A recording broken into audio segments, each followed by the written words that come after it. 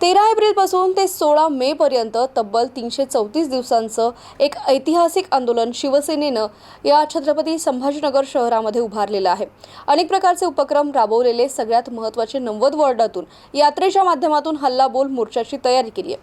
16 तारखेला आदित्य ठाकरे यांच्या उपस्थितीमध्ये संध्याकाळी 4 वाजता या मोर्चाला सुरुवात होणार आहे। या आंदोलनाला नागरिकांचा मोठा पाठिंबा मिळत असून राजकारणाशी आम्हाला काहीही देणं घेणं नाही, शहराला पाणी मिळावं असं विरोधी पक्षनेते अंबादास दानवे हे म्हणालेत। दादा, तुमचं पाण्यासाठी आंदोलन सुरू आहे, मोठा मोर्चा निघणार आहे, काय सांगा? मागच्या 13 एप्रिल पासून तर 16 मे पर्यंत तब्बल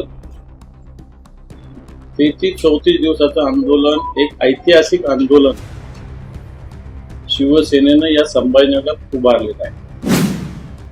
अनेक प्रकारचे उपक्रम केले, मला वाटतं ते डिटेल सांगण्याची आवश्यकता नाही, पण सगळ्यात महत्वाचं 90 वॉर्ड जे महानगरपालिकेचे 115 पैकी या वॉर्डामध्ये आम्ही पदयात्रेच्या माध्यमातून हल्लाबोल रॅली केली आणि आता 16 तारखेला माननीय आदित्यजी ठाकरे साहेब यांच्या नेतृत्वाखाली संध्याकाळी 4:30 वाजता हल्लाबोल मोर्चाचं आयोजन करण्यात आले। क्रांती चौकातून निघणारा हा मोर्चा गुलमंडीवर जाहीर सभेत रूपांतर होईल आणि नंतर कमिशनरांबरोबर आदित्यजी ठाकरे साहेब पाणी प्रश्नावर चर्चा करतील, अशा प्रकारचा 16 तारखेचा कार्यक्रम आहे।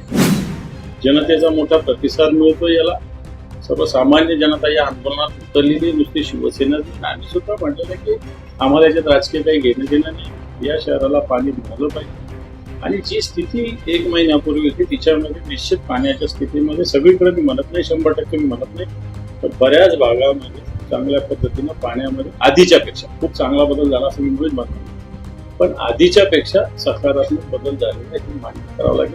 पण या मोर्चा ज्या वेळेस होईल आणि त्याच्यानंतर आम्ही त्याचा आयुक्त मला वाटतं आणखी बदल त्या पाण्याच्या व्यवस्थेमध्ये संभाजीनगर होईल। लबाडांना पाणी द्या या नावाने आम्ही आंदोलन करतो, कारण लबाडीची भाषा सत्ताधारी लोकांनी मागच्या 3 वर्षात केलेली।